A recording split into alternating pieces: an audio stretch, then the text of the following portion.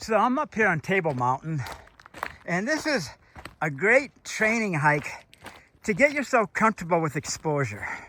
Now there's this section on Half Dome called the Subdome, and it's right before the cables, and supposedly some people find it more scary than the cables themselves. But in my opinion, it wasn't so bad. I feel this trail is actually a little bit more scary because, for one, you've got a lot of these loose rock on certain sections of the trail, and it is exposed. Like here, there's a little bit of a railing right there, but not much. So as you can see here, you've got this loose rock combined with the exposure.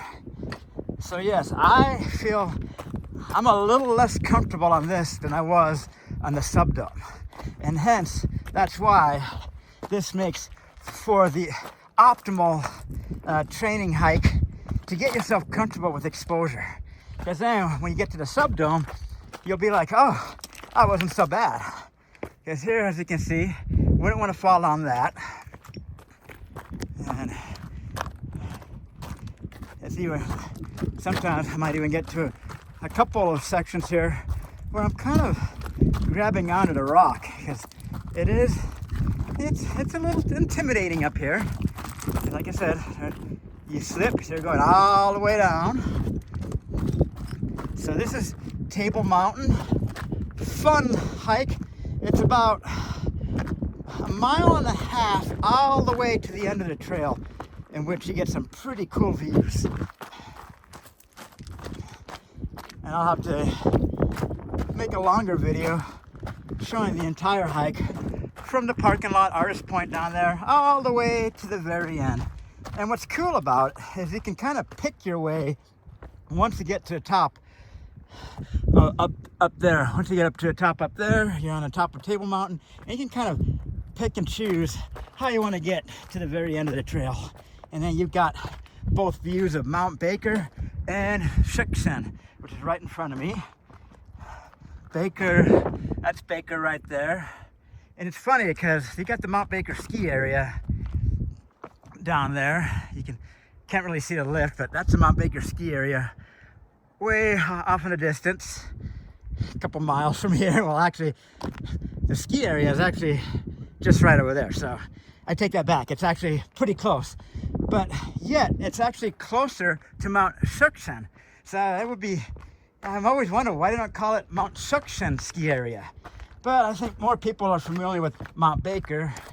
It's a more popular climb, but a lot of people do like to climb Mount Shuksan. It's got a lot of technical routes on it. See here, I'm kind of using a little bit of the rock here, but yeah, a little bit more exposure. And then as they're getting you way further down, now obviously coming up is a lot easier, but now I'm getting to a point where luckily I'm on Solomon trail running shoes, and I've grown to like them quite a bit. Now they've gotten some wear on them, but they're still holding pretty good, so I'm not feeling too nervous. But you can see this loose rock, you don't want to slip on it, so you do want to kind of watch where you're stepping, because here's right when you make this turn right here, it's a little sketchy. So we got coming over here, and there's this turn right over here. This is one of the sketchy turns coming down, because then you don't have much. Actually, so like I said, this to me, this is definitely a little more challenging than Subdome. And you don't really want to run down this, because you could kick off rock, and if someone's coming up the trail, you're going to end up kicking rocks onto them. So not a good idea to run down this, because as you can see, if you kick some rocks, you're going to end up, rocks are going to end up potentially hitting someone further down the trail. So this is really not a trail to be running on. You can speed walk it down, but I wouldn't recommend running it. Running up it, same thing. You got to be careful going up it too, but you can definitely speed hike. It's definitely a good speed hiker trail.